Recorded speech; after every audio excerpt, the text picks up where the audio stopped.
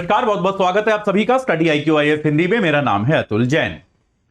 भाई, नीट की परीक्षा का जो विवाद है वो रुकने का नाम नहीं ले रहा है। जहां एक और भारत की संसद में नीट को लेकर हंगामा चल रहा है, आपने देखा राष्ट्रपति महोदया ने अपने अभिभाषण में उसका जिक्र किया। कुछ सांसदों ने शपथ ग्रहण के समय नीट के बारे में नारेबाजी करी। जब शिक्षा मंत्री धर्मेंद्र प्रधान शपथ ले रहे थे तब नीट के बारे में नारेबाजी की गई। इसके अलावा विपक्ष जो है वो नीट पर एक लंबी चर्चा करना चाहता था। एक स्थगन प्रस्ताव का भी बात किया जा रहा था, लेकिन जो है इस हंगामे को लेकर सदन को स्थगित कर दिया गया और कुछ खास काम हो नहीं पाया। तो ये तो हो गया भाई सरकारी स्तर पे या संसद में जो विवाद चल रहा है। इसके अलावा न्यायिक लड़ाई भी जो है नीट की परीक्षा को लेकर वो रुकने का नाम नहीं ले रही है। जहां एक और नीट की परीक्षा को लेकर जो पहले से मुकदमे चल रहे हैं, जिसमें नीट की परीक्षा में जो ग्रेस मार्क्स दिए गए, फिर उन ग्रेस मार्क्स को हटाया गया, ये सारी चीजें जो है, या फिर जिन छात्रों का कुछ बच्चों का समय खराब किया गया था, इन सारी चीजों को लेकर विवाद चल ही रहा है। और साथ के साथ समानांतर तौर पे पेपर लीक के भी कई सारे मामले सामने आ गए हैं, जिनको लेकर सीबीआई देश में जगह जगह अब लोगों को गिरफ्तार कर रही है। उसके अलावा आज जो है अब एक नया मामला सुप्रीम कोर्ट में आ गया है, जिसको लेकर सुप्रीम कोर्ट ने नेशनल टेस्टिंग एजेंसी को, केंद्र सरकार को नोटिस जारी किया है। यह मामला क्या है, इसके बारे में आपको अगले 5 मिनट में बताऊंगा। एक छोटा सा संवैधानिक सवाल भी कोर्ट ने यहां पर पूछा है, इस पर हमारे को चर्चा करना आवश्यक है। ठीक है, ये दो चीजें हम जल्दी से समझेंगे अगले 5 मिनट में। लेकिन उसके पहले आपको बता दूं कि हमारा P2I बैच जो है उसमें अभी ग्रेट लर्निंग डे सेल चल रही है 30 तारीख तक। याद रखिएगा, इस महीने के अंत तक 30 तारीख तक ये सेल है। बैच शुरू हो चुका है, तो अगर आप देरी करेंगे तो आपकी क्लासेस मिस हो रही है।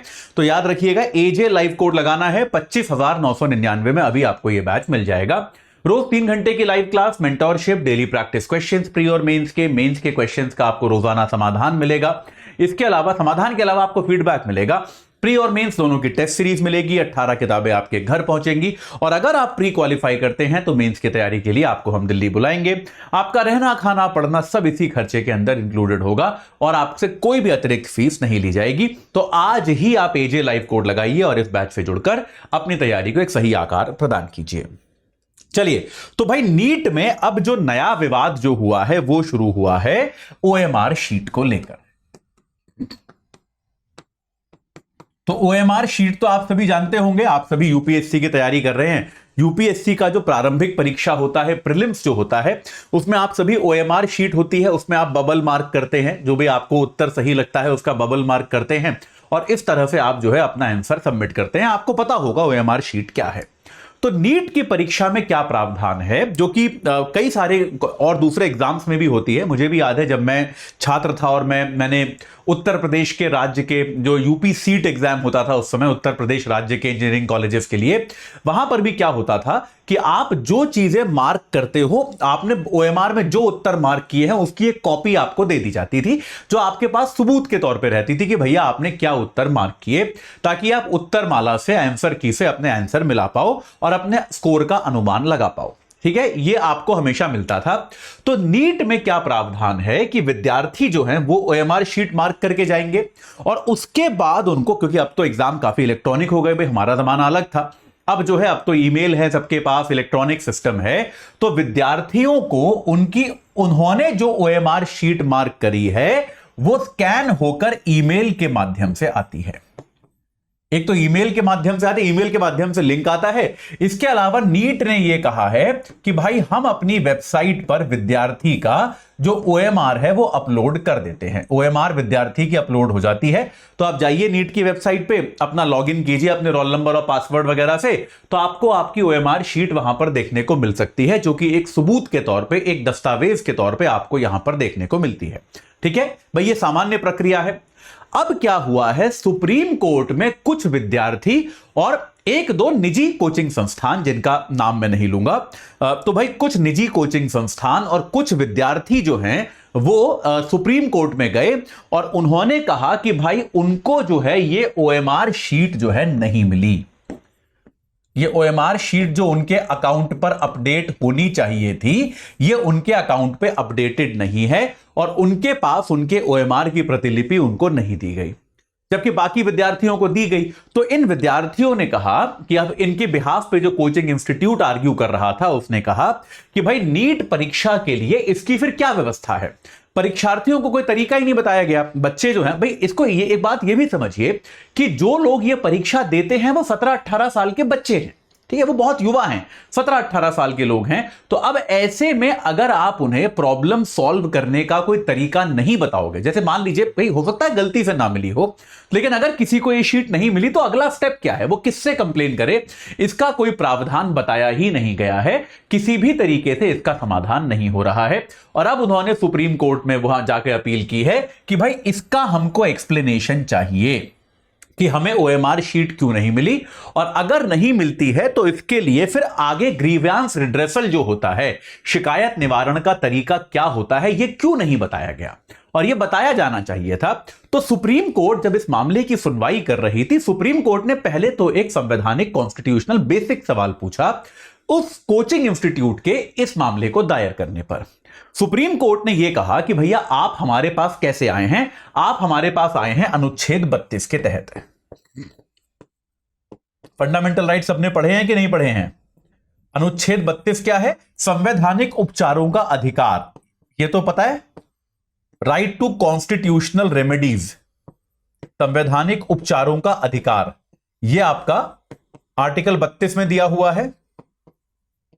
तो यह क्या कहता है कि अगर किसी भी नागरिक के मूल अधिकारों का उल्लंघन होता है तब वो उनको रिस्टोर कराने के लिए, अपने मूल अधिकारों को वापस पाने के लिए सीधा सुप्रीम कोर्ट जा सकता है। तो सुप्रीम कोर्ट ने कहा कि ठीक है, नागरिक जो आए, नागरिक का केस तो हम मान लेते हैं, नागरिक का केस बनता है भाई, व्यक्ति जो आया, सुप्रीम कोर्ट ने कोचिंग संस्थान से पूछा कि भैया तुम्हारे कौन से मूल अधिकार का उल्लंघन हो गया है, तुम क्या करने आए हो यहां पर। तो यहां पर सुप्रीम कोर्ट ने बेटा जो सवाल किया है, हालांकि कोर्ट ने नोटिस तब भी जारी कर दिया क्योंकि छात्रों से जुड़ा मामला है, इस मामले को इस आधार पर खारिज नहीं किया, लेकिन सुप्रीम कोर्ट ने बेटा जो एक सवाल किया, उस सवाल को हम कहते हैं लोकस स्टैंडाई का सवाल। लोकस स्टैंडाई क्या होता है? लोकस स्टैंडाई का मतलब यह होता है कि भैया तुम कौन हो, ये लैटिन है मेरे ख्याल से, लॉ में बहुत सारे लैटिन शब्द प्रयोग किए जाते हैं। तो लोकस स्टैंडाई का मतलब यह होता है कि तुम कौन हो, इस मामले का तुमसे क्या लेना देना। तो आमतौर पे याद रखिएगा, जो सुप्रीम कोर्ट में या कहीं पर भी भारत के संविधान में जो रिट अधिकार दिए गए हैं, जो रिट के अधिकार कहां कहां पर हैं, सुप्रीम कोर्ट के लिए आर्टिकल 32 में है, हाई कोर्ट के लिए आर्टिकल 226 में है, ठीक है जी। तो ये जो रिट के अधिकार दिए गए हैं, इनमें से अगर आप देखेंगे तो बंदी प्रत्यक्षीकरण का जो अधिकार है, हैबियस कॉर्पस जिसे कहते हैं, बंदी प्रत्यक्षीकरण का जो अधिकार है, उसमें तो कोई लोकस स्टैंडाई लागू नहीं होता।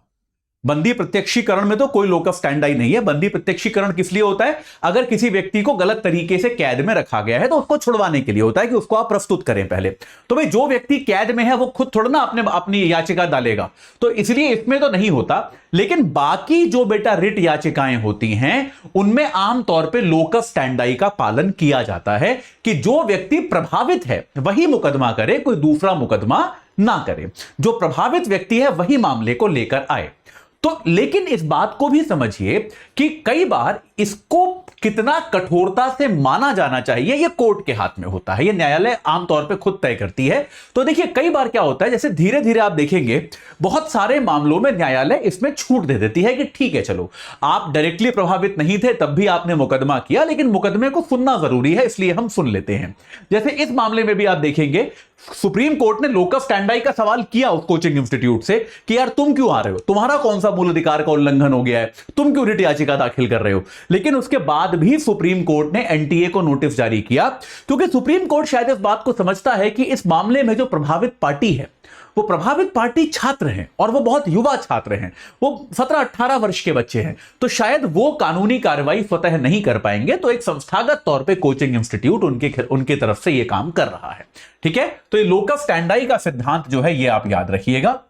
इसके अलावा दिल्ली हाईकोर्ट में एक और याचिका दाखिल की गई है जिसमें यह कहा गया है कि भैया एक सवाल जो पूछा गया था वो रेडियो एक्टिविटी से पूछा गया था, जबकि अगर आप नीट का सिलेबस देखें तो उसमें रेडियो एक्टिविटी का कहीं पर भी जिक्र नहीं है।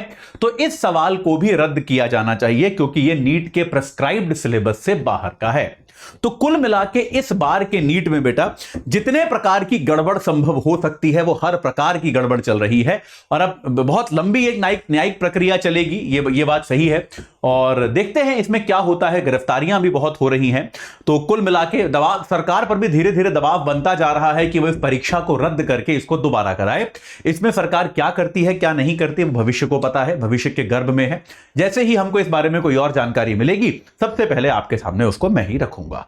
ठीक है, चलिए तो अभी के लिए इतना ही। जाते जाते आपको फिर बता दूं कि हमारा P2I बैच जो है शुरू हो चुका है 26 तारीख से 30 तारीख तक उस पे लगी है सेल। 25,999 में आपको अभी मिल जाएगा अगर आप AJ लाइव कोड लगाएंगे। ठीक है, रोज 3 घंटे की live class, mentorship, daily practice questions, pre mains के मेंस के क्वेश्चंस आपके चेक किए जाएंगे, फीडबैक मिलेगा। प्री और मेंस दोनों की टेस्ट सीरीज 18 किताबें आपके घर पे, और अगर आप प्री क्वालिफाई करते हैं तो मेंस की तैयारी के लिए आपको हम दिल्ली बुलाएंगे। आपका रहना खाना पढ़ना सब इसी खर्चे में इंक्लूडेड होगा। आज ही AJ लाइव कोड लगा के इस बैच से जुड़ जाइए और अपनी तैयारी को एक सही आकार प्रदान कीजिए। इस चर्चा से जुड़ने के लिए आप सभी का बहुत बहुत धन्यवाद। हिंदी में UPSC की तैयारी से संबंधित प्रोग्राम्स को देखने के लिए सब्सक्राइब करें स्टडी IQ IAS हिंदी।